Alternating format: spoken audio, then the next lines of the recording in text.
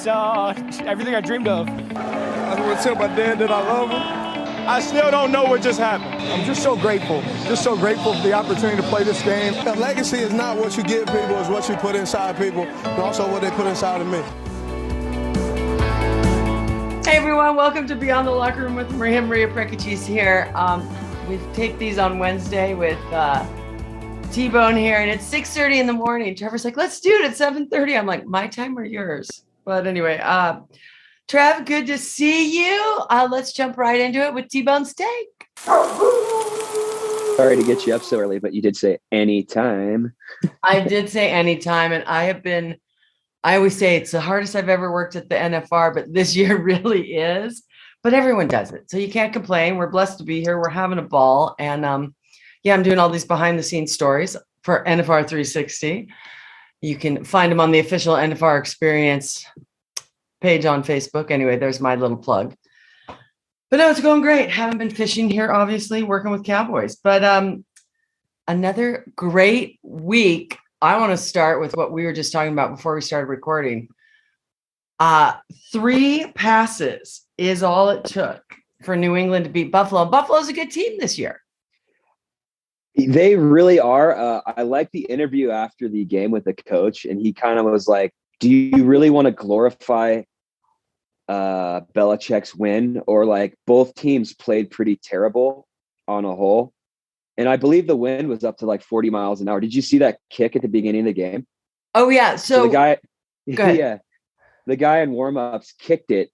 And I mean, he kicked it into the wind, and it was like, it just like hit the wind and came right back at him. It was insane. I've never seen anything like it. Usually those are like the snail games that you're really interested in, but that was a straight wind. Well, a buddy of mine who does Sky Cam and Robos and all, and he did Sam, great friend of mine. He had to leave the rodeo to fly to do the Bills game. And he was like, the winds, there's no Sky Cam, there's no nothing. It was just, he said it was crazy. God, I didn't even think about the Sky Cams either. But yeah, I mean, 3 passing plays. You're never going to see that again. No, 3. I mean, 3. It's a rookie quarterback. He's doing great, but 3. And then I have to say on all the shows, they were like, we're praying for a New England Tampa Bay Super Bowl. One of the guys on the Get Up was just like, we're praying for that. Think of that. That would be kind of cool. Yeah, Belichick had something else to say. It was like, yeah, we didn't give up any of our passing game either. Oh. Jesus. Well, because he had 3 of them. But anyway, and then moving on, we got to go. Gardner Minshew, you told me because I didn't see the game because I was working. Oh, you're like, did you see what he wore there? And he was in for Jalen. And hello, win. The guy is a legend. He dressed up like what's Tom Cruise's character in Top Gun? Anyway, Maverick. I guess we'll go by his call sign. He dressed up like Maverick. He came in, got a big win.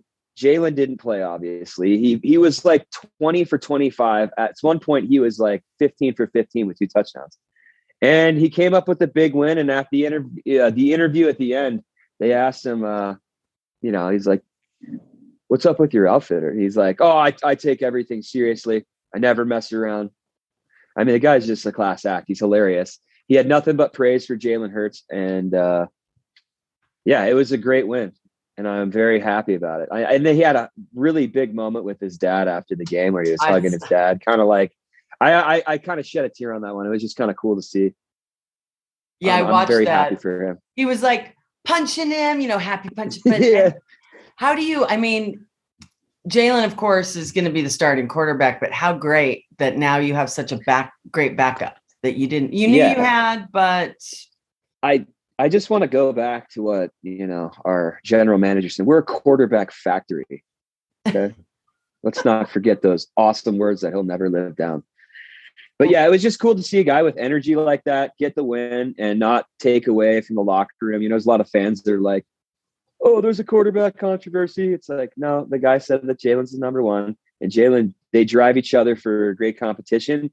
And who does not like to see them hug their dad with character like that after? It's just like, it's so warming, it's good to see. And like, he got traded from Jacksonville, who's a total mess. He probably thought he wasn't going to be doing very well. And then he has a game like that where, I mean, teams will probably look at that too and be interested. So his stock's up in my book. Well, of course. And his outfit is absolutely unreal. Like, Yeah, if you haven't seen any of his outfits, just look at like his history on the internet, and he wears like blade glasses with American flag bandanas and American flag shorts, no shirt, with like a mullet.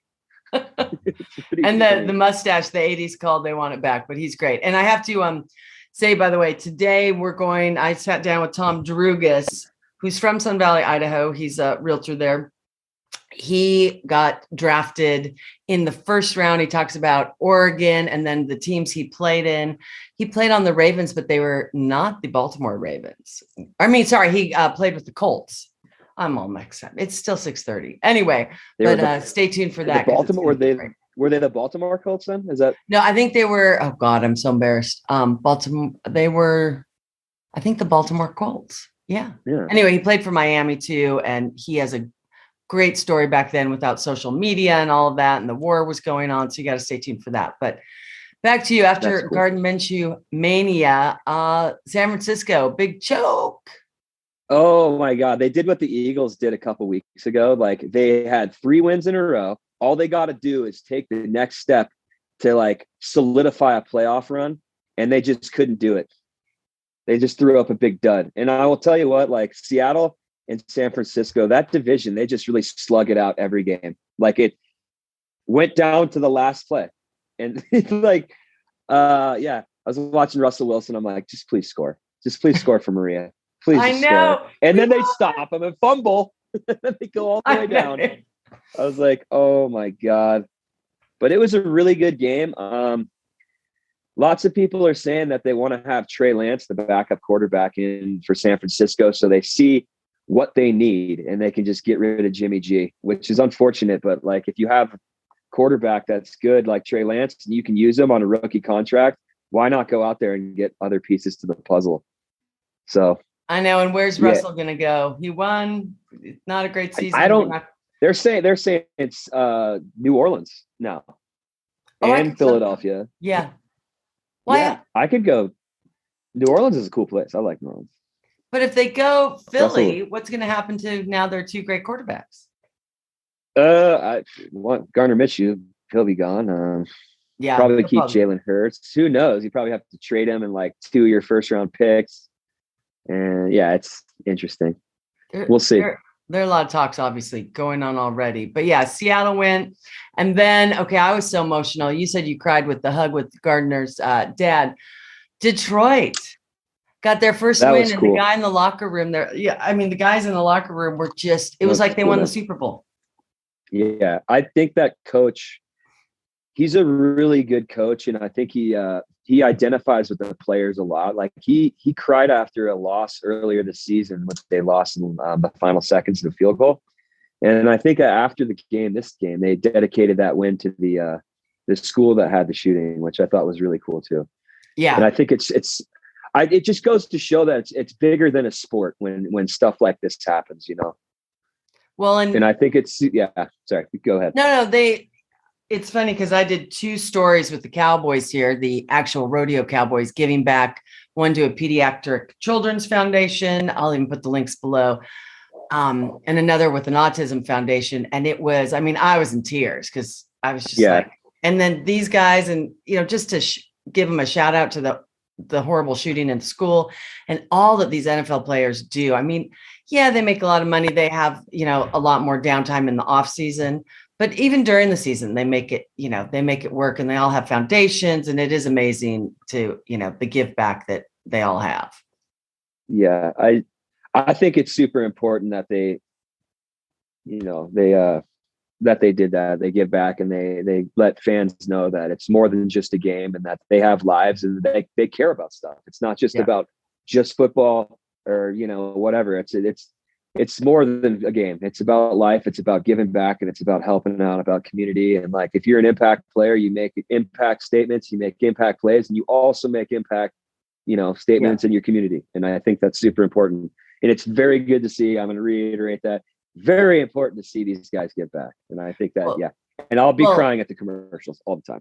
Well, yeah, and I have to say, Tom Drougas, when he's on, I'm not sure if it's in this section or the next, but he talks about, back then they didn't make enough to be able to take time off and give back. And he goes, we had to go find a job in the off season. Oh, lame. What? I know, isn't it crazy? Colts and Texans. Ooh, I guess you could just get drafted to war too if you didn't get a job. Well, yeah. So he was, at least he was playing football. True. Yeah. So the Colts absolutely shut down the high offensive Texans. Isn't that crazy? Yeah. They just not shut them down. No, not at all. I was like, wait, I know I'm tired, Texans, but yeah, okay. The irony of it all. Yeah, the Texans have been playing horribly. They took out Tyrod Taylor too, their starting quarterback. Now they're going with the guy behind him. And I think that the Colts keep on getting better with they let Carson Wentz manage the game. They don't really, put too much pressure on him. So he has 150 throwing yards. He hands the ball off to Jonathan Taylor, who runs for 3 touchdowns to 5 touchdowns a game. And I think that's really building Carson's confidence. And I think that they're going to be a good team in the playoffs. But the problem is a lot of people don't trust his arm and they're not using it enough. But further down the road, he's going to have to make those plays. And I think people are a little worried about those throws. So we'll see how he does it. On the Wentz wagon? You're still on the Wentz wagon? I was just about to say I have absolute 110% confidence in that guy. And there was a guy in the bar here that was from Indiana. And I asked him how he liked the Carson Wentz trade. And he said, I think it's the worst move we've done in years. And I'm telling these people, they're going to win a Super Bowl with this guy and not even appreciate him. It's so bad. It's dude. Well, at least he's not getting booed like Baker. So, well, Yeah. Yeah. Boo that, man. Baker's a tough guy. We all know that, though. He is. I still, no matter if you love or hate Baker, I love his commercials. They're hilarious. I can't stand his commercials. But I know. I think they're okay. So that they're funny, but they're on 2 commercials every segment. Yeah. Okay. They're on a lot. They're on a lot. Yes, so, they are. Rams. Yeah, they're back to form. Their coach is on a funny ad too. But anyway. I love Sean McVay. He's pretty hot too. He's got a great haircut. If I could, next haircut, Sean McVay haircut. I'm gonna have my clipboard too.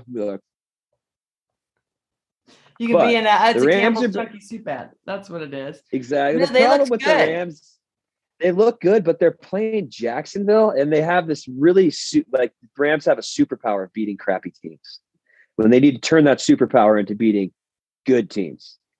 Well, they're also going to be on Monday Night Football this week. So, they're playing Arizona too. Good point. So, who are you going to take in that game? I'm taking Arizona. I'm going Arizona.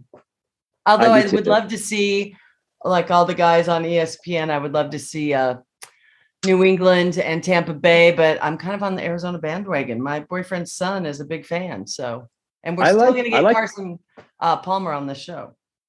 Yeah, I like what's his face too. Kyler Murray's unreal. He got drafted as a first-round baseball player too. I know. How can he get drafted as both? That's amazing. That means what an athlete. So he's that good, But he wanted to be a superstar, so he went to the NFL. Who do you want to take on that game? Rams in Arizona. Oh, Arizona all the way. Okay. I think the Rams are good, but this could be the game, the come out game for them, though. Hey, we beat Arizona, boys. Let's go. Let's go. The rest of the season, we're ready to go. You're okay. And then where we going to the Dolphins here? Yeah.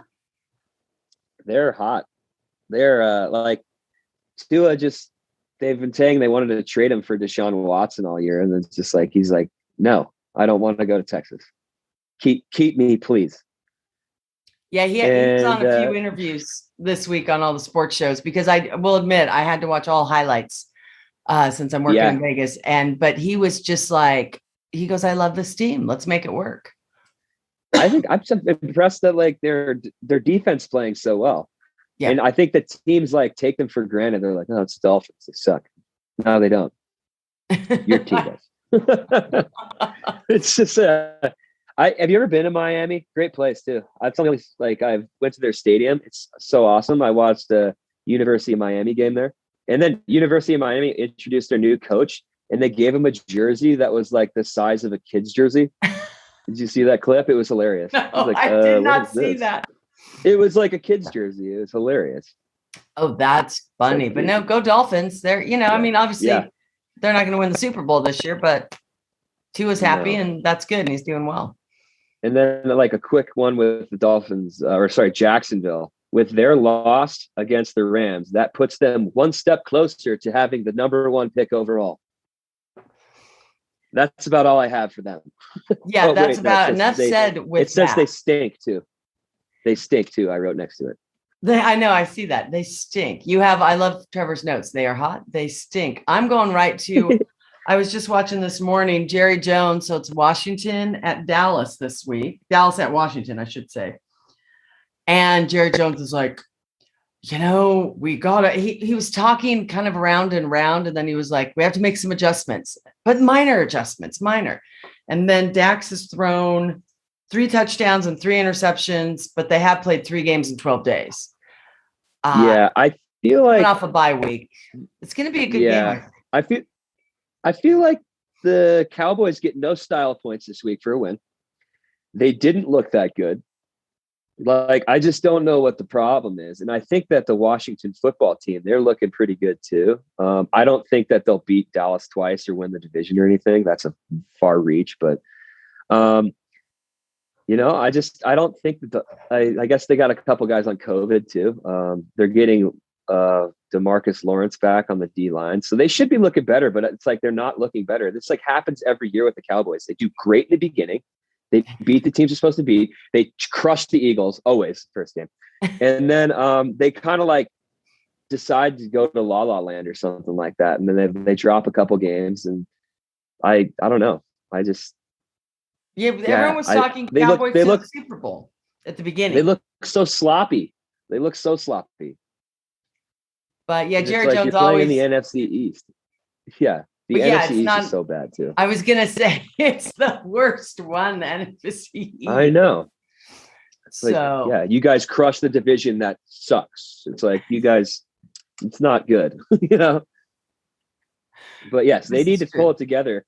And McCarthy was sidelined by COVID, and Amari Cooper finally came back with COVID, and then CD Lamb had a concussion. They're battling injuries and the COVID thing. Wait, we have to jump off your list for a second. Did we talk about it last week? The COVID, the fake vaccination cards with Tampa Bay guys. Oh my God! Is that true? I haven't seen the follow up. Yeah. So what I what is it?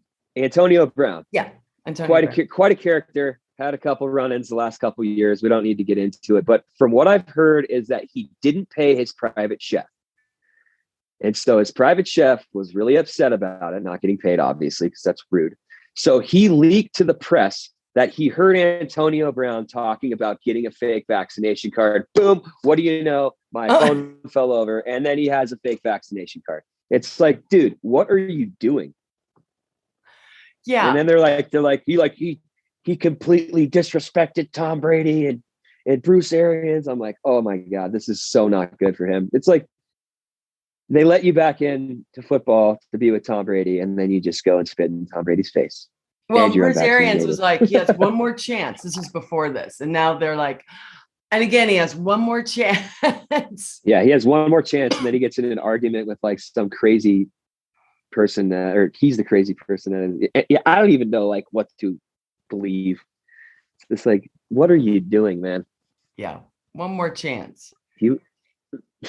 Yeah, that one was crazy. No. But yeah, so we'll see what happens there. I mean, he's a good player. So do you keep? I just think the thing is like I mean you can keep him, but like he's just such a volatile player, and like he brings so much unwanted football drama to your team, your locker room, and even with a leader like Tom Brady, who's going to take the leadership role, and you still have stuff like this going on. And it's like, I mean, I would probably just keep him and be like, all right, we're going to win the Super Bowl, and then you're gone, dude.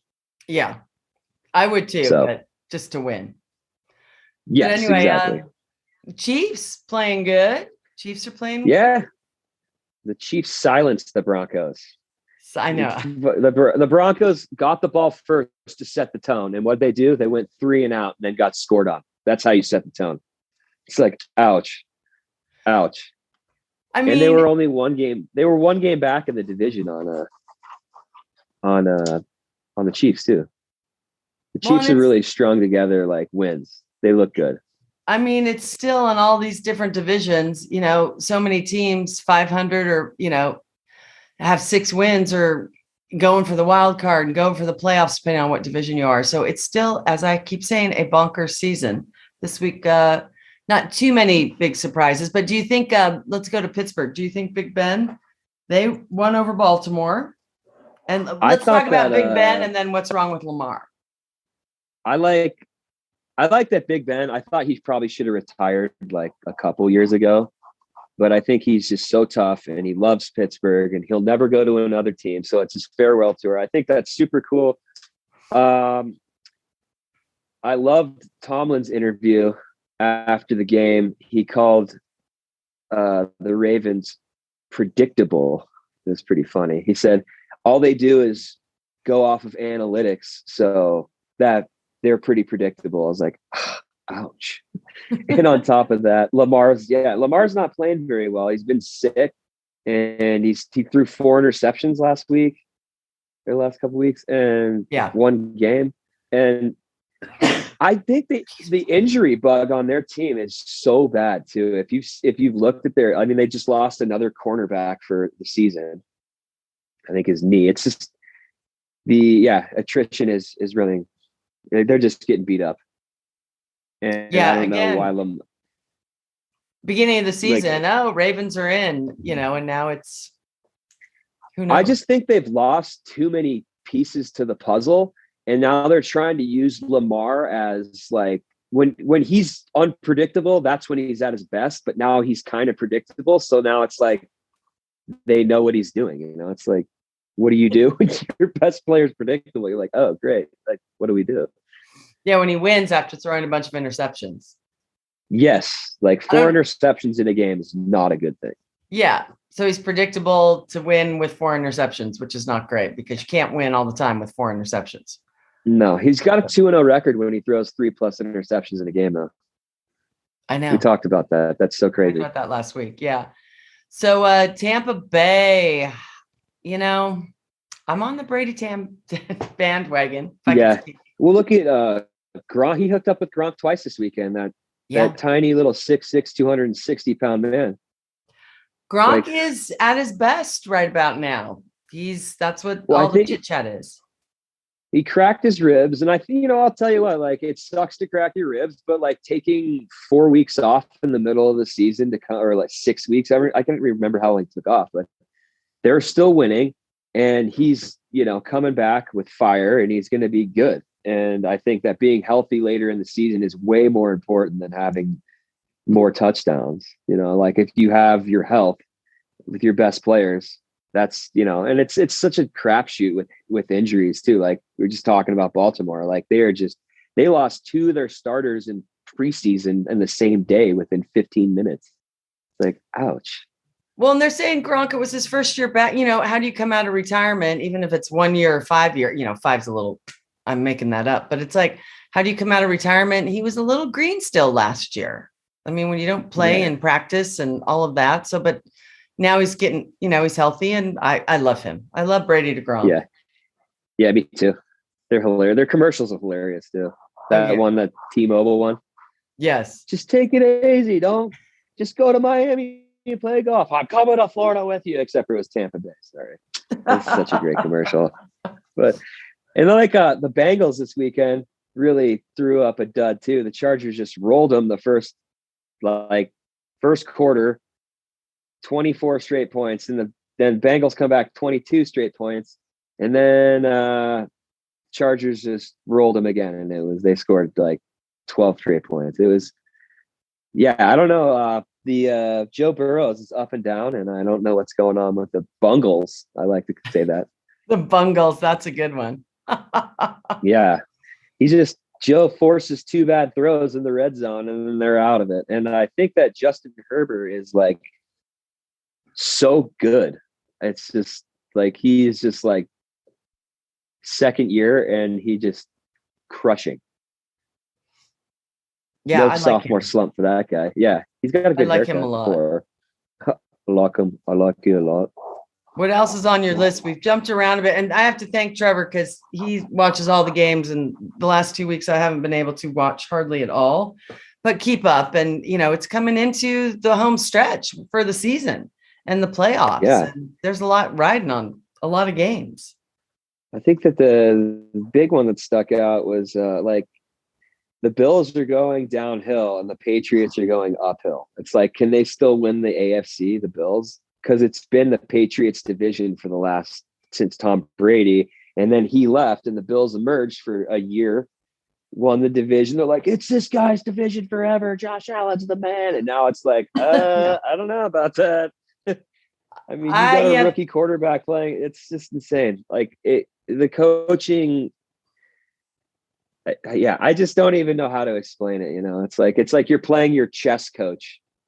You're like, oh, I already taught you that, so I know you're going to do this. You're like, God, can't beat this guy.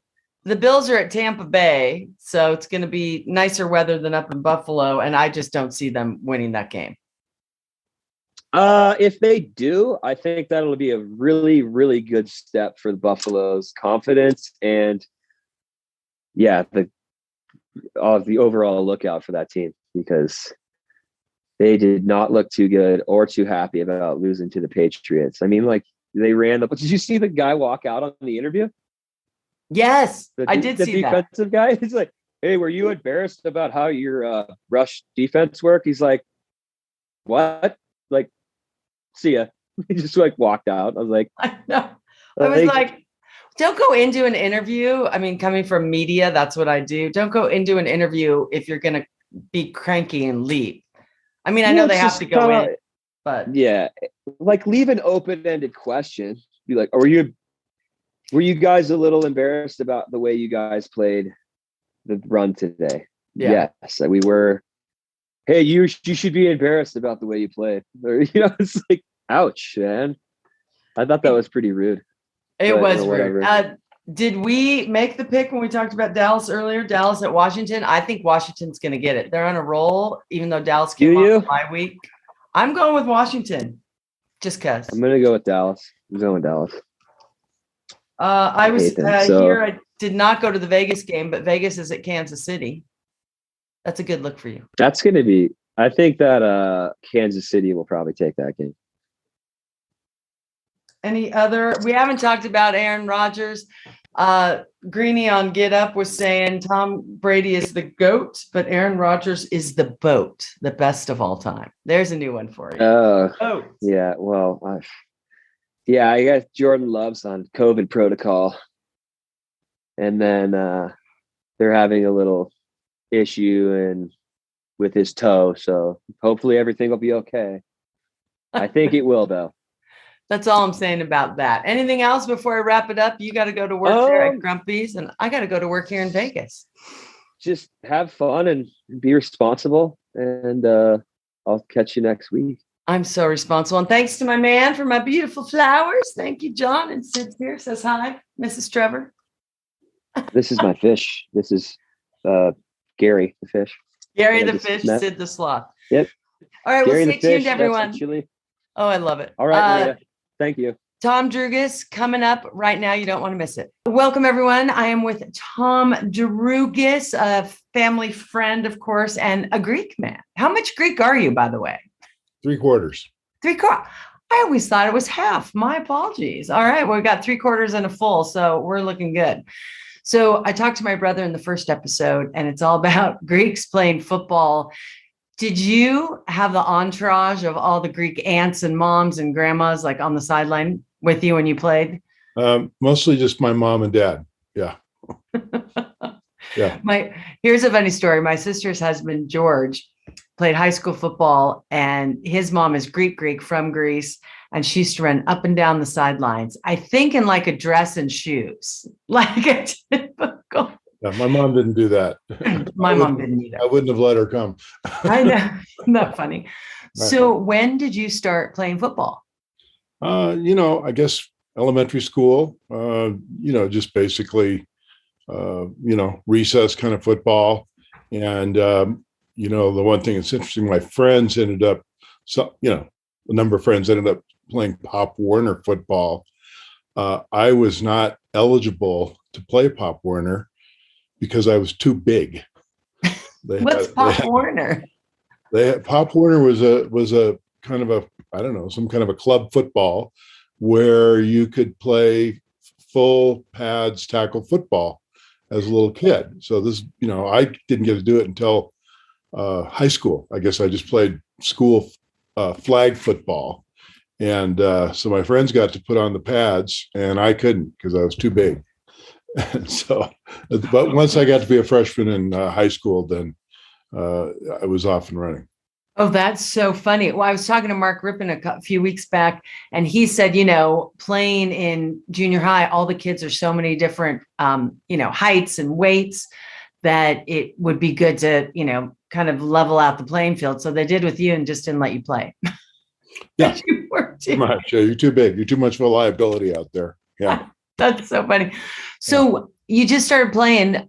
Did you have heroes back then when you were young, when you started playing, or people that inspired you and thought, I want to be like him?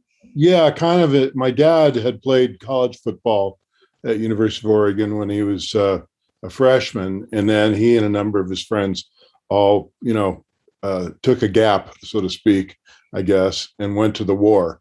And so he ended up going, into the Army, and a number of his friends that came back, he was not able to play because he came back with 3 Purple Hearts, and so he managed to do other things quite well athletically, but football wasn't in the cards. But among his teammates, who remained a good friend of his, all of their lives, was Norm Van Brocklin, who was a famous quarterback that came out of Oregon and had an NFL career. And so I'd kind of grown up, knowing Norm when he'd, come to the house, and my dad, and he would go on their fishing trips and things like that. So that was kind of my NFL, connection. And, then I went on to play in high school. So tell me about your high school career. What position? How big were you? Tell me about that. I played offensive tackle and defensive end. And I guess I was pretty big, as I said, early. So, I think as, started playing on the varsity starting as a sophomore. And I think I was like around 6'4", and skinny, a lanky kind of guy. I think I was like about 215, 218 or something like that, because I played football, and then I played basketball and ran track as well. Or actually, I mostly threw, but I run an event in the 440 relay as well. So you were fast. Yeah, I was fast. You have to be fast to get into the NFL. Yeah, well, that too. But so anyway, so I played high school football, and I had actually a really fun coach, a guy named Mouse Davis, who ended up being an NFL coach and coach at Portland State. Had quite an illustrious career, in football, and was a very inspirational, fun coach. And so that was kind of, that was part of what maybe, gave me some of the fun of it. I don't know. I always had a hard time, like, is this really fun? Because it really hurts. And, it's a very painful sport.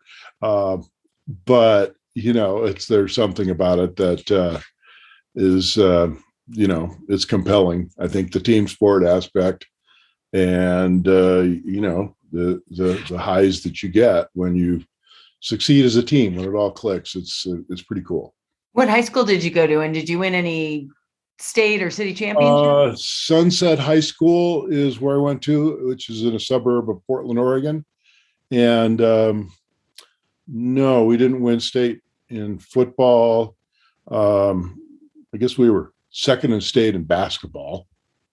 Basketball was really my favorite sport. But I just wasn't as good in basketball. I mean, it was all state, but I wasn't as good as I was in football. So, you were too short at 6'4" to go on to college in basketball. I mean, and I've had friends who were 6'5", 6'6", and they're like, "Oh yeah, I was too short to go play college." Well, I was tall enough to play then. I played a low post primarily, Yeah. I was still pretty big, I mean, pretty sturdy.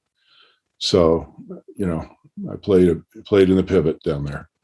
So one of your best high school football memories? One that comes to my mind was we were doing a pursuit angle drill, and a young guy that was like 100-yard dash sprinter, a wide receiver, took off with the ball going down the sidelines, and I went on my pursuit angle and I tackled him, and he was stunned that I could catch him. You were fast, but I had very long strides. So yeah. Anyway, I remember that. I was like, wow, I did that. That was amazing. That's your legs come up to about my chin. Yeah. So high school, who did you get recruited by from college? I know you went to Oregon. I think it was in your DNA with your dad going there. You're from Portland. Yeah. There was a lot of that legacy stuff. I mean, the other schools, I think, Oregon State, that would have been tough to switch sides there. And I don't know. It seems like I think I got offers from Stanford and from Dartmouth, but I figured probably I wasn't that smart. And obviously, I didn't go there, so I wasn't that smart. Hindsight's 20/20. I tell you, that's right. So Oregon, you signed with them. Was your dad just like elated because he went there and you guys were such a Duck family? Well, I think that they were just proud that I got a scholarship, and I think that was the big thing, was just to, go to school. Yeah. So, I mean, were your parents immigrants like my grandparents? My parents were immigrants. Okay, yeah. Both our grandparents were born in the United States. Yeah. Well, in that generation that came over, they only wanted, and as you did for your kids, I don't have children, but for my nieces and nephews, each generation wants more, sure. Especially when you come and immigrate over. And education was so key. Like my grandfather made sure all of his kids got an education. It was hard. Yeah. So, and it seemed expensive back then because, my parents really didn't have the money for it. And so it was cool that I had a full scholarship. Yeah. Now that comes in handy. Let me tell you, I can't imagine sending a kid through college. So talk a little bit about your college career from freshman on up. How did it change from when you first walked on with all the upperclassmen to becoming an upperclassman and one of the leaders of the team? Well, that's an interesting question. How did it change? I ended up playing a redshirt year. So everybody played frosh football. Nobody played on the varsity as freshmen. So you always had freshman football team, but you would practice and scrimmage against the varsity as a freshman. And then my sophomore year, I was always about a year younger than everybody in my class. And they made a decision at that time that it would be a good idea for me to age another year and kind of fill out, so to speak, because I clearly had a young, probably in relative terms, little less coordinated than I could be, once I kind of came into my body. And so I didn't play the sophomore year, which was kind of cool from the standpoint that it gave me an opportunity to really pour it on in terms of my class hours. So I think I did like 20 credits a quarter, that sophomore year. So I got way ahead of the curve, in terms of what I had to do for school. Yeah. And what that really did on my fifth year was I really didn't have to go to school much at all. And you are that smart. You are that smart. Well, I just got ahead of the curve, and so what was cool about it from a football standpoint was that since I didn't really have to go to class my last quarter because I'd already had enough credits to graduate, I ended up kind of just going to the athletic department and hanging out with the coach, with the offensive line coach, and watching film and almost being like an assistant coach. Where my teammates were going to school and I was there like bearing down on the game plan and the scouting and so forth. And so that was a pretty major difference from when I started as a freshman and of course didn't have much of a clue about anything. I still don't have a clue about much. My freshman year in college, I go, how do you play sports and juggle the academics with the practices and all of that? I didn't have that, and I barely juggled my academics. So, and I guess a big difference too was that I was still this lanky kid when I was, my first 4 years. And after my fourth year, the spring term of my fourth year, going into my fifth is kind of my final year.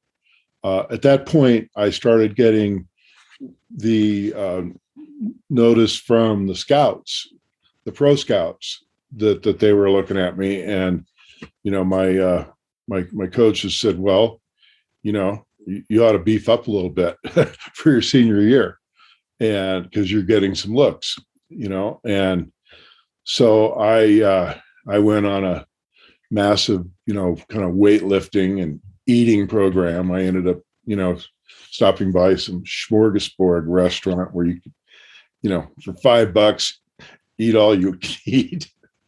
And I would do that, and then I'd go work out with these track guys that were these Olympic track guys that were just monsters in the gym.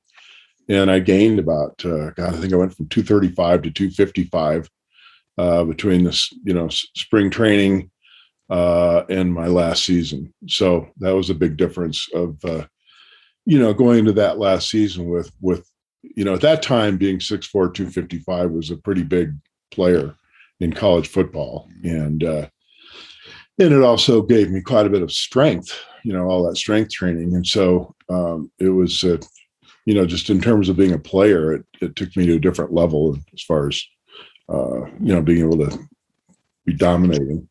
And still fast. So it's so different now when they tell someone to beef up or slim down. They have, nutritionists and coaches and all of that. And so I'm assuming, did your coach guide you a little bit, but you just decided, let's work out with the Olympic track team folks? Well, they just said you ought to get some muscle, you fill out a little bit. And so I didn't have a strength training coach or nutritionist or anything. Like I said, I ended up going to a smorgasbord and just like, scooping it up. And it just, I guess the serendipitous move to train with these Olympic guys, I think had more to do with just logistics. There was a YMCA gym that was, a couple blocks from my house. And I don't think there was much going on at, like the athletic department. I mean, first of all, it was like, a very different physical plant back then. I can barely remember what the weight room was like for the athletes. There wasn't that much by comparison, which would make sense if you think that these guys that were Olympians in track, like in the shot put and the discus, weren't training at the school. They were training at the local YMCA. So it's just a different world. Times they have changed. Yeah. What do you use? And I ask this a lot in these podcasts and blogs. What do you use in everyday life that you learned from college ball? Maybe your coaches, just the overall experience. What do you learn then that you use in everyday life? Well, I guess, basic things don't quit. The real kind of life-changing experience in that regard was the win that we had against UCLA when I think I was a senior, might have been a junior. where we went down to LA and we're playing in the Coliseum. And we were down 3 touchdowns with, I don't know, I think it was 3 minutes and 40 seconds to play. And we ended up pulling off the victory and really a miracle kind of comeback. And that just stayed with me, just keep showing up and something good might happen.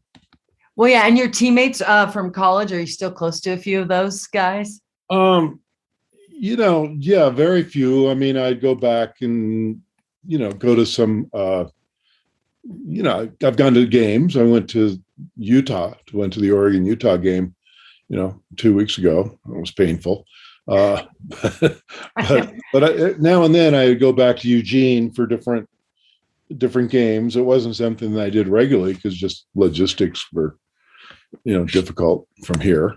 It's not just like drive down for the afternoon, it's a big deal. So I mean, I've stayed in touch with some guys, and a lot of my friends are no longer with us. I'm sad to say, but it's the way it goes. Yeah. And you're still young. Yeah. But it's that's life. Yeah. No, it is. It is. What about off the field in college? I just remember, yes, I was a young sorority girl and I was like, oh, look at it. And I always loved football. And it's like, here are the football players and this and that. And, whether they were their coats around or you just knew who they were. And, that you were, I don't know back then, but they were still celebrities in college. You played for, back then a Pac-10 team. Now it's Pac-12. Yeah. I mean, I would say I didn't really, I mean, other than the fact, I guess you wear your Letterman jacket or something like that. But I don't think even in the pros, it wasn't a celebrity culture. I mean, it was very different. And I guess for me too, the thing was that I ended up getting married early. So I didn't have the kind of the, fraternity single life. I mean, I got married and, after, I don't know, it was a year or something, we had a child. And so I was a dad and during college. Huh? During your collegiate career. Yeah. So in college, I was like, had a family and had school and I was, kind of serious about my academics. And so I think, for the most part, I just kind of kept my head down and worked at what I needed to work on. And so it just wasn't maybe a life as you would imagine it. Not the, yeah. Being a fraternity guy and a ball player and, Yeah, taking PE. And, What did you major in? I can't remember. What did you major in? I got my degree in religious studies. So it was part of the College of Liberal Arts, and it was not a theological discipline. It was comparative religions, secular study of religions. It'd be, kind of like, I don't know, studying history or a little bit of history mixed in with philosophy, I guess. And it just seemed like, quite frankly, it was something that did not happen by design. It was serendipitous. I was trying to figure out how to fit a class schedule to accommodate my football practice schedule, and I needed to fill some hours. And it was like, oh, this looks kind of like an interesting course. I think it was called Religions of the World 101. And I took that and I ended up taking it, through the year. And by the end of the year, I just thought, this is much more interesting than economics, where I had to take calculus and things like that. And it seemed kind of pertinent to the time, which was a very, it was this kind of cultural revolutionary time, 60s and the Vietnam War, and lots of discord that was literally going on campus, whether it was the Vietnam protests or, things that were going on, with racial equality at the time. I mean, literally, there were explosions on the campus, and battles with policemen, and crazy stuff going on. And so for me, I think it was kind of, a lot of it was like, what is it with these people on the other side of the world that are doing what they're doing and thinking what they're thinking? And so to me, it was a way to try and, kind of broaden my worldview. Well, great. I didn't even think of that when you were there. You're playing football, wars going, everything's going on crazy, the protests. That had to be, I don't know if it's added pressure. And then you're a new dad in college playing football with all that going on in the world. How did you guys manage that and manage your relationship and your football career in college and all that? Well, I mean, you just go, you just do it. My wife was a registered nurse. She, worked at the hospital and surgery, and I did my thing. And I don't know, we just kept the pedal down. And my parents used to say, we didn't know any better. Yeah, that's just what we did. Just do it, Yeah. Just go for it. So. Well, we're going to take a quick break, and I'm going to keep you on. And for next week, and we're going to talk about your pro career. Stay tuned for Maria's Minute, and then next week, more with Tom Drougas. Thanks so much to Tom Drougas, part 2 next week. And now it's time for Maria's Minute from Las Vegas and the Wrangler National Finals Rodeo. We talked about giving earlier in the podcast with Trevor, and I just want to share with you 2 videos that I did here during the Wrangler NFR, one on the Grant a Gift Autism Foundation Ackerman Center, and one on the Golden Circle of Champions. Both links are below, and such fabulous organizations. I'm so lucky to be here in Vegas, working a lot, and then you get to cover great stories like these 2. Give to them, give to someone else. It's the holiday season. We should give all year round, whether it's just kindness or financially. So check out these 2 videos. And next week, I will be back at Grumpy's in Sun Valley with Trevor, and part 2 with Tom Drougas next week. Don't forget to hit that subscribe button. And I'm going to go start my day here at the rodeo. Yeehaw. Thanks again, all.